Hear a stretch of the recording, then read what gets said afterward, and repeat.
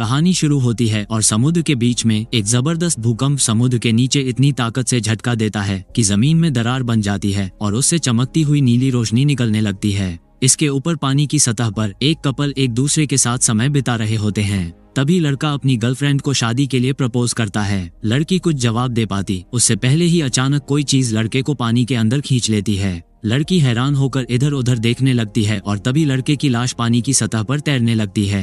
लड़की घबराकर चिल्लाने लगती है, लेकिन तभी एक अजीब समुद्री ज़ॉम्बी सामने आता है और वो तुरंत लड़की को भी खल्लास कर देता है। इसी बीच हंटर और उसका दोस्त रे और रे की भांजी जेडा मछली पकड़ते हुए मस्ती कर रहे होते हैं। तभी वे दूर एक नाव में आग लगती देखते हैं। वे तुरंत मदद के लिए वहां पहुंचते हैं और हंटर आग बुझाने में मदद करता है। दरअसल वो आग उस नाव के लोगों के पटाखे जलाने की वजह से लगी थी, जिन्हें हंटर जब्त कर लेता है क्योंकि वो एक लोकल सुपरवाइजर था। साथ ही वो नाव पर मौजूद लोगों को शराब पीकर नाव चलाने के लिए भी डांटता है, लेकिन ब्लेन नाम का एक आदमी उससे बहस करता है। इसी बीच एक चट्टान के ऊपर एक अनजान आदमी दूरबीन से नीली रोशनी देख रहा था। इसके दूसरी तरफ हंटर का ग्रुप दोबारा से मछली पकड़ने लगता है। तभी रे के जाल में कुछ भारी चीज फंसती है और कड़ी मेहनत के बाद वे उसे खींचकर बाहर निकालते हैं। तभी वे देखते हैं कि ये किसी इंसान की लाश है जिसका शरीर पूरी तरह से नीला हो चुका है। जेडा पानी के अंदर कैमरा डालकर जांच करती है तो उन्हें समुद्र की गहराई में नीली रोशनी दिखाई देती है, जो कि बहुत ही अजीब बात थी। हंटर तुरंत रेडियो से पुलिस को इसकी जानकारी देता है और रे लाश को कपड़े से ढक देता है, लेकिन जब जेडा वापस मुड़ती है तो वो देखती है कि लाश गायब हो गई है। तभी वो लाश ज़ॉम्बी बन जाता है और जेडा पर हमला करके उसे काफी जख्मी कर देता है। तभी हंटर एक खंजर लेकर उसे मारता है, लेकिन ज़ॉम्बी होने के कारण उसके घाव जल्दी भर जाते हैं और वो फिर से जिंदा हो जाता है। इसलिए वे दोनों मिलकर ज़ॉम्बी को समुद्र में धकेल देते हैं। तभी शहर में हंटर की पत्नी केंजी और उसकी बेटी सैम को दिखाया जाता है, जिन्हें हंटर का कॉल आता है।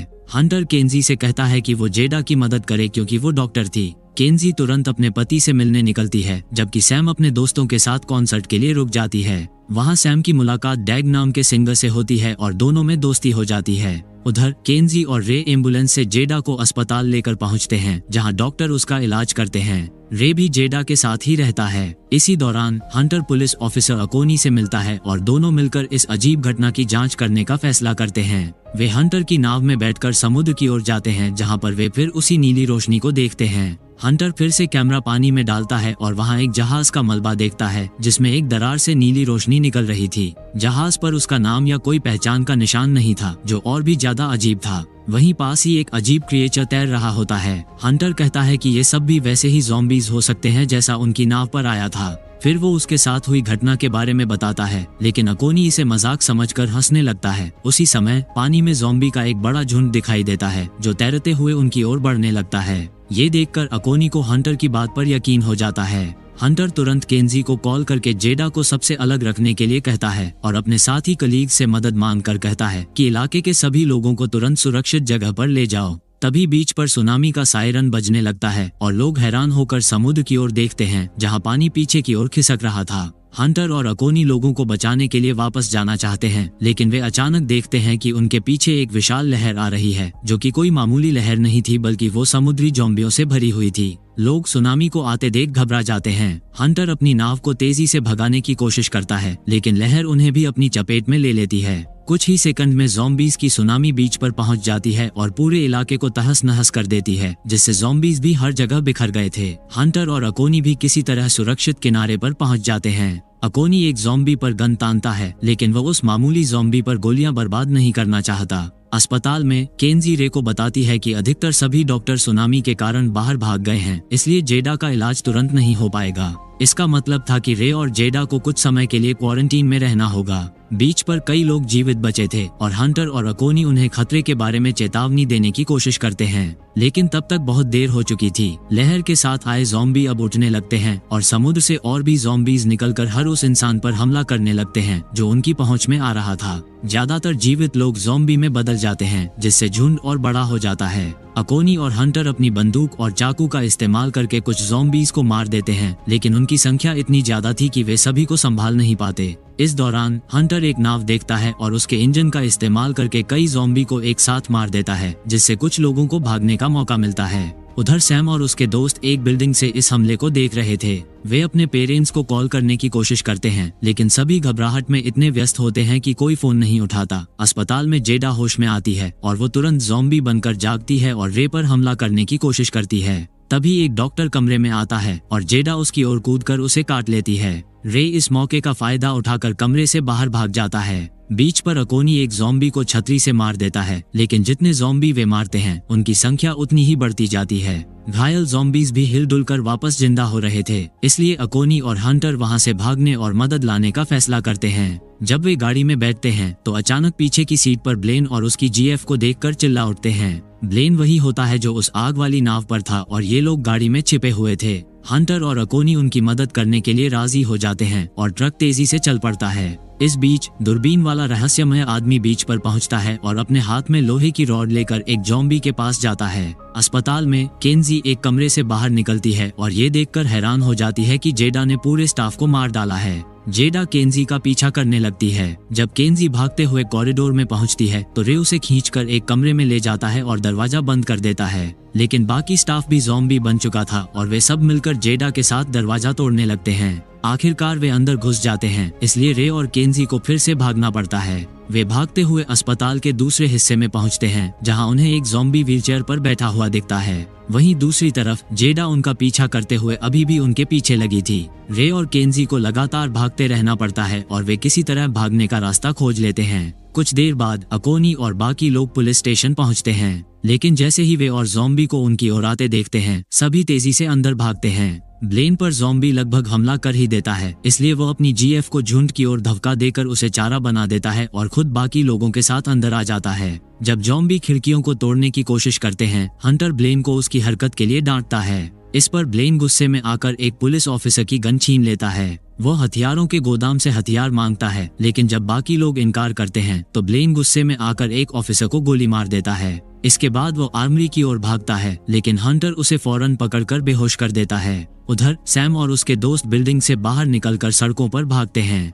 वे एक ज़ॉम्बी को हटाने की कोशिश करते हैं और झुंड का ध्यान एक दूसरे दौड़ते हुए ग्रुप पर चला जाता है। कुछ दूर आगे जाकर सैम का ग्रुप एक मार्केट में छिपने की कोशिश करता है, लेकिन वह जगह भी ज़ॉम्बियों से भरी होती है। इस दौरान डैग गिर जाता है, जिससे उसके पैर में चोट आ जाती है, इसलिए सैम उसे सहारा देकर चलने में मदद करती है। उनके दूसरे दोस्त को तुरंत ज़ॉम्बी मार देते हैं, जिससे उनका ग्रुप अलग हो जाता है। सैम की दोस्त तानी कुछ ज़ॉम्बीज को धक्का देकर बाहर की तरफ भाग जाती है, जबकि सैम और डैग पीछे की ओर भागते हैं। पुलिस स्टेशन में अकोनी रेडियो से मदद मांगने की कोशिश करता रहता है, लेकिन कोई जवाब नहीं आता। फिर वो एक तिजोरी से एक लिफाफा निकालता है जिस पर रिवॉक फार्मास्यूटिकल्स लिखा था, जिसे वो हंटर से छुपाकर नष्ट कर देता है। हंटर इस बीच समुद्री रजिस्टर में चेक करता है और उस जहाज का पता लगाता है जिसे उन्होंने समुद्र में देखा था। जहाज रिवॉक इंडस्ट्रीज के नाम पर रजिस्टर्ड होता है और उसकी स्थिति में साल्वेज्ड एंड जनकेड लिखा होता है। इसका मतलब है कि कंपनी ने उस जहाज के मलबे को छिपा दिया है। उसी समय ज़ॉम्बीज खिड़कियां तोड़कर अंदर घुस जाते हैं। ये देखकर हंटर और अकोनी आर्मरी में जाते हैं ताकि हथियार ले सकें। हंटर को पुरानी चीजें ज्यादा पसंद थी, इसलिए वो एक शानदार डबल ब्लेड वाली तलवार को उठा लेता है। बाहर निकलते समय हथकड़ियों में बंधा ब्लेन उसे भी ले जाने की विनती करता है, लेकिन वे उसे इग्नोर कर देते हैं। पुलिस शील्ड का इस्तेमाल करते हुए दोनों दरवाजे पर खड़े ज़ॉम्बीज को हटाते हैं। अकोनी पास के ज़ॉम्बीज को शूट करता है, जबकि हंटर बजूका का इस्तेमाल करके सड़क से आ रहे ज़ॉम्बीज को उड़ा देता है। दुर्भाग्य से ज़ॉम्बीज अभी भी हरकत में होते हैं और हालात तब और खराब हो जाते हैं जब दूसरी ज़ॉम्बी की सुनामी आने लगती है। दोनों ट्रक में बैठकर भाग जाते हैं और जंगल के रास्ते ड्राइव करते हुए एक अल्फा ज़ॉम्बी से टकराते हैं। वे ट्रक से उसे कुचल देते हैं, लेकिन इससे अल्फा ज़ॉम्बी को कुछ भी नहीं होता। उधर सैम और डैग पार्किंग लॉट तक पहुंचते हैं और उसकी गाड़ी को ढूंढ लेते हैं, जिसमें उसका एक बैंड मेंबर आराम से बैठा होता है। उसने पूरे समय हेडफोन लगाए हुए थे और उसे कुछ पता नहीं होता। वह गाड़ी का दरवाजा खोलता है और फिर हीरो बनने की कोशिश करता है, लेकिन इतने सारे ज़ॉम्बीज से नहीं लड़ पाता और जल्दी ही फोकट में मारा जाता है। सैम और डैग वैन के दरवाजे बंद करके बचने की कोशिश करते हैं, लेकिन गाड़ी स्टार्ट नहीं होती। इस बीच तानी किसी तरह शहर से बाहर निकल जाती है और जंगल में ज़ॉम्बीज से बचते हुए भागती है। उसे दूर एक घर दिखता है और वो जल्दी से उसके गेट तक पहुंचती है। मार्टी, जो पहले दिखाया गया रहस्यमय आदमी है, वो अंदर से सुरक्षा कैमरों पर तानी को देखता है। उसने एक ज़ॉम्बी को पकड़कर बेसमेंट में रखा हुआ था ताकि उस पर एक्सपेरिमेंट कर सके। मार्टी ये कंफर्म करने के लिए कि उसे ज़ॉम्बी ने काटा है या नहीं, उसे अपनी गर्दन के पीछे दिखाने को कहता है। जब वह देखता है कि तानी ठीक है तो वह गेट खोल देता है। तानी ज़ॉम्बीज़ के पहुंचने से ठीक पहले अंदर आ जाती है, लेकिन अब ज़ॉम्बियों का झुंड गेट के सामने इंतजार कर रहा होता है। तानी मार्टी का रेडियो उधार लेती है और अपने पिता अकोनी को कॉल करती है। वो वादा करती है कि वो मार्टी के साथ घर के अंदर रहेगी और अकोनी से सैम को मार्केट से बचाकर लाने की गुजारिश करती है। इधर पुलिस स्टेशन में बलेन किसी तरह मरे हुए ऑफिसर से चाबियां हासिल करता है और खुद को आजाद कर लेता है। जब वो बाहर जाने की कोशिश करता है तो दरवाजे पर उसकी ज़ॉम्बी गर्लफ्रेंड होती है, जो उस पर झपटती है और उसे काट कर अपना बदला ले लेती है। पार्किंग लॉट में डैग सैम से कहता है कि वो उसकी रफ्तार धीमी कर रहा है और उससे कहता है कि वो उसे यहीं छोड़कर चली जाए। फिर वो गाड़ी की खिड़की से बाहर निकलता है और छत पर चढ़कर ज़ॉम्बीज़ का ध्यान भटकाने के लिए अपने गिटार पर गाना गाने लगता है। उसी समय अकोनी और हंटर वहां पहुंचते हैं और सैम उनकी ओर दौड़ती है। अकोनी उन ज़ॉम्बीज़ को गोली मारता है जो सैम को पकड़ने की कोशिश कर रहे थे। सैम उनके साथ निकल जाती है, जबकि ज़ॉम्बीज़ डैग तक पहुंचते हैं और उसे मार देते हैं। इसके बाद वे अस्पताल की ओर जाते हैं और दरवाजा बंद कर देते हैं ताकि ज़ॉम्बीज़ अंदर न आ सकें। केंजी किसी भी मैसेज का जवाब नहीं दे रही होती, इसलिए सैम एक गलियारे से दौड़ते हुए फोन लेने जाती है और फिर एक कमरे में छिप जाती है। वो फोन का इस्तेमाल स्पीकर के जरिए बात करने के लिए करती है और अपनी माँ से कहती है कि वे उन्हें दूसरी मंजिल पर ढूंढे। स्पीकर की आवाज सुनकर कई ज़ॉम्बीज़ वहां पहुंच जाते हैं और हंटर और अकोनी उन्हें बंदूक और फायर एक्सटिंग्विशर से रोकने लगते हैं। सैम को यह एहसास नहीं होता कि फोन की डोर उसके पैर में फंसी हुई है और जल्दी ही ज़ॉम्बीज़ उसे बाहर से खींचने लगते हैं। एक ज़ॉम्बी अपना सिर दरवाजे से टकराकर उसे तोड़ देता है, इसलिए सैम को डबल ब्लेड तलवार से अपना बचाव करना पड़ता है। इसी बीच हंटर बिजली के पावर बॉक्स से 2 तार खींचता है और एक ज़ॉम्बी को बिजली का झटका देता है। ये झटका एक ज़ॉम्बी से दूसरे ज़ॉम्बी तक फैल जाता है और सभी को खत्म कर देता है। उसी समय केंजी और रे लिफ्ट में पहुंच जाते हैं। केंजी के रास्ते में एक ज़ॉम्बी आता है जिसे वो तुरंत मुक्का मारकर गिरा देती है और आखिरकार अपनी बेटी से मिल जाती है। अब वे सभी बाहर निकलने की कोशिश करते हैं। तभी केंजी नोटिस करती है कि सुनामी के साथ आए ज़ॉम्बी उन ज़ॉम्बीज़ से अलग दिख रहे हैं जो काटने से बने थे, जिससे वो सोचते हैं कि शायद ये ज़ॉम्बी एक्सपेरिमेंट से बने हुए हैं। फिर ये लोग किसी तरह ज़ॉम्बीज़ को मारते काटते हुए गाड़ी में बैठकर वहां से निकल जाते हैं। थोड़ी देर बाद वे मार्टी के घर पहुंचते हैं और तानी अपने पिता अकोनी से मिलती है। तानी देखती है कि अकोनी को चोट लगी है, लेकिन अकोनी सभी को भरोसा दिलाता है कि यह सिर्फ खरोंच है और उसे किसी ने नहीं काटा। जब सब अंदर आ जाते हैं तो अकोनी मार्टी का रेडियो इस्तेमाल करके मदद बुलाने की कोशिश करता है। मार्टी बताता है कि इस सब के शुरू होने के बाद से वह किसी से संपर्क नहीं कर पाया है। तानी कहती है कि 2 सुनामी हो चुकी हैं और फिर भी कोई इस जगह की जांच करने नहीं आया, जिसका मतलब ये हो सकता है कि इसमें किसी की कोई साजिश है। उसी समय बांधा हुआ ज़ॉम्बी अपनी जंजीरों से छूट जाता है और गुर्राने लगता है। अकोनी आवाज सुनता है और जांच करने के लिए प्रयोगशाला वाले कमरे में जाता है, जहां उसे खाली बिस्तर मिलता है। अचानक ज़ॉम्बी उस पर हमला करता है और हाथापाई के दौरान वो अकोनी को काट लेता है। दर्द से चीखते हुए अकोनी ज़ॉम्बी को लात मारकर दूर कर देता है और ज़ॉम्बी के फर्नीचर से टकराने की आवाज बाकी लोगों को सतर्क कर देती है। ज़ॉम्बी आवाज सुनकर ऊपर चला जाता है, जहां बाकी लोग उसे रोकने की कोशिश करते हैं। ये ज़ॉम्बी केंजी से लड़ने लगता है, लेकिन मार्टी तुरंत उसे अपने टेजर से मार देता है। रे अकोनी को ऊपर लेकर आता है और तानी उसकी चोट का इलाज करती है, जबकि हंटर टेजर को तलवार से जोड़कर उससे और ज्यादा असरदार हथियार बना देता है। अब वे लोग मार्टी को एक ज़ॉम्बी को छिपाने के लिए डांटते हैं, जिस पर मार्टी समझाता है कि वह उनकी कमजोरी का पता लगाने के लिए प्रयोग कर रहा था। वो कहता है कि इन ज़ॉम्बीज़ के शरीर में एक प्रकार का लिक्विड भरा हुआ है जिसमें फास्फोरस है, जिससे समुद्र का पानी भी चमक रहा था, जिसके कारण वो ज़ॉम्बीज़ सिर्फ बिजली के झटके से ही खत्म हो रहे थे। जिस पर हंटर बताता है कि उन्हें ज़ॉम्बीज़ को वापस पानी में लाना होगा और वहां बिजली पहुंचानी होगी ताकि उन्हें एक साथ खत्म किया जा सके। इसके साथ ही उन्हें मलबा भी उड़ाना होगा ताकि और ज़ॉम्बीज़ न बने। मार्टी बताता है कि उसके पास ग्रेनेड्स और बहुत सारा बारूद है। जब वे हथियार पैक करने लगते हैं, हंटर बाहर रास्ता साफ करने जाता है, लेकिन टेजर काम नहीं करता। अचानक गेट खुल जाता है और केंजी मदद के लिए बाहर आ जाती है। वो वुड चिपर चालू करती है और फिर वो और हंटर ज़ॉम्बीज़ से लड़ते हुए उन्हें एक एक करके चिपर में डाल देते हैं। उनकी टीम वर्क शानदार होती है और जल्दी ही सभी दुश्मनों का सफाया हो जाता है, जिससे ग्रुप वहां से निकल सकता है। रास्ते में केंजी हंटर से कहती है कि अगर उसे कुछ हो जाए तो वो सैम का ख्याल रखे। जल्दी ही अकोनी बीमार महसूस करने लगता है, इसलिए वे आराम के लिए एक गुफा में रुकते हैं। ये अजीब बात थी कि वो अभी तक ज़ॉम्बी में नहीं बदला। मार्टी समझाता है कि उसे सिर के पास नहीं काटा गया था, इसलिए वायरस को उसके दिमाग तक पहुंचने में समय लग रहा है। अपनी मौत को नजदीक आते हुए देखकर अकोनी अपना सच बताने का फैसला करता है। 30 साल पहले एक फार्मास्यूटिकल कंपनी इस बीच पर एक जवान करने वाली दवाई का परीक्षण करने आई थी, वह भी सरकार से बचने के लिए एक जहाज पर। उन्होंने इस रहस्य को बनाए रखने के लिए हर किसी को रिश्वत दी, जिसमें स्थानीय नेता भी शामिल थे। अकोनी ने मदद करने के लिए हामी भरी क्योंकि उन्होंने उसकी बीमार पत्नी का इलाज करने का वादा किया था, लेकिन वो फिर भी नहीं बच सकी। हालांकि दवा इंसानों पर परीक्षण के लिए तैयार नहीं थी, जिससे इसके भयानक साइड इफेक्ट्स हुए। कंपनी ने मरीजों और स्टाफ को जहाज पर डालकर निकाल दिया और फिर इन्फेक्टेड लोगों के साथ जहाज को डुबो दिया। उन्होंने जहाज की नंबर प्लेट भी हटा दी क्योंकि उस पर कंपनी का लोगो था। केंजी को शक होता है कि ये साइड इफेक्ट्स नहीं थे, बल्कि कंपनी का उद्देश्य इंसानों को हथियार बनाना था। तभी ज़ॉम्बीज वहां पहुंचकर हमला कर देते हैं। हंटर आखिरकार टेजर ब्लेड को चालू करने में सफल हो जाता है और मार्टी की मदद से ज़ॉम्बीज को मारना शुरू कर देता है, जबकि बाकी लोग भाग जाते हैं।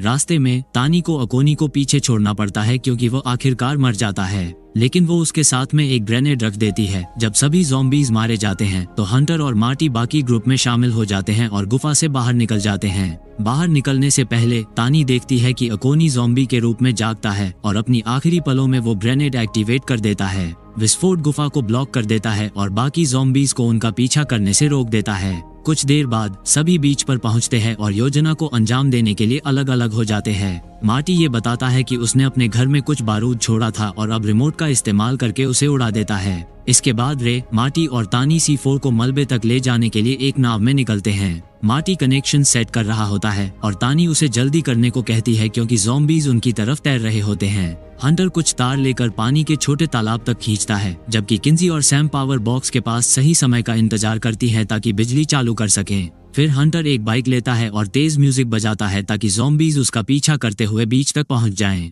इसी दौरान मार्टी पानी में कूदकर टाइम बम इंस्टॉल करने की कोशिश करता है, लेकिन वो ज़ॉम्बीज से घिर जाता है। रे उसे बचाने की कोशिश करता है, लेकिन तभी एक ज़ॉम्बी नाव पर आता है और रास्ता रोक देता है। जब तक तानी उस ज़ॉम्बी को धक्का देकर बाहर करती है, पर तब तक बहुत देर हो चुकी थी और मार्टी मारा जा चुका होता है। हंटर जब पानी तक पहुंचने वाला होता है, तभी उसकी बाइक रेत में फंस जाती है और उसे पैदल ही आगे बढ़ना पड़ता है। अचानक अल्फा ज़ॉम्बी उस पर हमला करता है और उसे जमीन पर गिरा देता है। ब्लेड में लगा टेजर फिर से खराब हो जाता है, इसलिए हंटर को बिना किसी हथियार के हाथों से ही लड़ना पड़ता है। अल्फा ज़ॉम्बी तुरंत उसका हथियार छीन लेता है और उसकी कलाई पकड़ लेता है, लेकिन हंटर उसे कुछ किक्स मारकर खुद को छुड़ा लेता है। केंजी यह सब देखती है और फंसे हुए बाइक को निकालने लगती है। म्यूजिक फिर से बजने लगता है और आखिरकार ज़ॉम्बीज तालाब की तरफ बढ़ने लगते हैं। हंटर अल्फा ज़ॉम्बी से लड़ता रहता है और जब ज़ॉम्बी उसे गले से पकड़ लेता है तो हंटर इसका फायदा उठाकर छिपी हुई चाकू निकालता है और ज़ॉम्बी का हाथ काट देता है। नाव पर तानी ज़ॉम्बीज को शूट करती रहती है जो नाव पर चढ़ने की कोशिश कर रहे थे, लेकिन वे रुकने का नाम नहीं लेते। रे उसे लाइफ जैकेट देता है और कहता है कि वो यहाँ से बचकर निकल जाए और तानी पानी में कूद जाती है। अल्फा ज़ॉम्बी अभी भी हंटर से लड़ रहा होता है, लेकिन हंटर उसे किक मारकर ब्लेड को वापस उठा लेता है। इस बार टेजर काम करता है और वह ज़ॉम्बी का सिर काटकर उसे पानी में धकेल देता है। उसी समय सैम पावर बॉक्स चालू कर देती है और सभी ज़ॉम्बीज को एक ही झटके में करंट से मार दिया जाता है। जैसे ही तानी समुद्र में दूर तक तैर जाती है तो रेडियो पर रे हंटर से विदा लेता है और बम को एक्टिवेट कर देता है। धमाके से एक बड़ा विस्फोट होता है जिसमें रे ज़ॉम्बियों के साथ मारा जाता है। इससे एक बड़ी लहर उठती है जो बीच की तरफ बढ़ने लगती है और हंटर को वहां से भागना पड़ता है। रास्ते में उसे ज़ॉम्बी बन चुका बलेन मिलता है जिसे वो ब्लेड से मारकर उसे मुक्ति दे देता है। फिर हंटर ठीक समय पर वहां से निकल जाता है और लहर किनारे से टकरा जाती है। हंटर केंजी और सैम से मिलता है जो तानी को पानी से बाहर निकालने में मदद कर रहे होते हैं। इसके बाद हंटर और केंजी एक दूसरे को किस करते हैं और पूरा परिवार रेस्क्यू जहाज को दूर से आते हुए देखता है और कहानी खत्म हो जाती है। दोस्तों, चैनल को सब्सक्राइब जरूर कर देना।